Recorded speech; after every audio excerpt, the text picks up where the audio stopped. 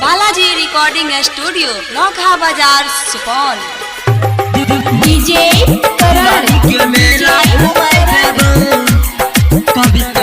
Sundarpur Nepal. Balaji recording studio Naukha बाजार सुपौल। हमारा के चौरी लाभर बना गए लाभर बना।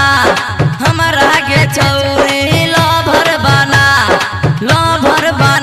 गए लाभर बना। दिवाली के मेला घुमाई देबो, कविता झुलबो झुलाई देबो। दिवाली के मेला घुमाई देबो, कविता झुलबो झुलाई देबो। हमारा के चौरी लाभर बना गए लाभर बना। हमारा के चौरी लाभर बना गए लाभर बना।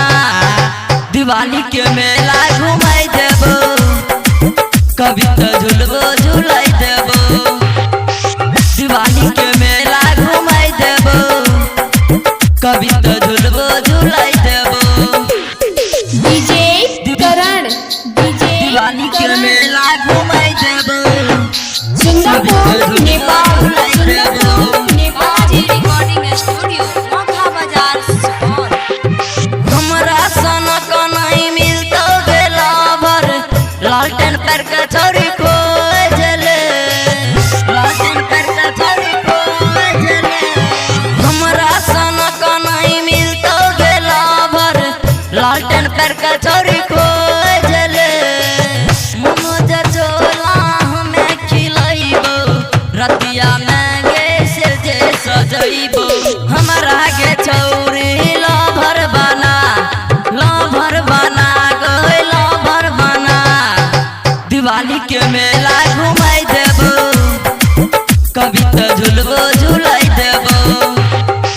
दिवाली के मेला घुमाई देबो, कविता झुलबो झुलाई देबो। डीजे करण दिवाली के मेला घुमाई देबो, सुंदरपुर नेपाल। बालाजी रिकॉर्डिंग स्टूडियो नौखा बाजार सुपौल। कोनो चीज के तोरा कमी न है तो बापे हमर अमीर गे, बापे हमर अमीर गे। कोनो चीज के तोरा कमी न है तो बापे हमर अमीर गे।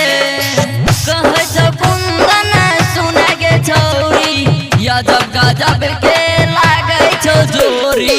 या बहन ओम के जिया राजुरा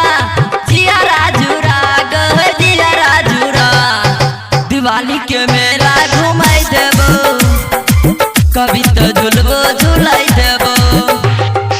दिवाली के मेला घुमाई देबो, कविता झुलबो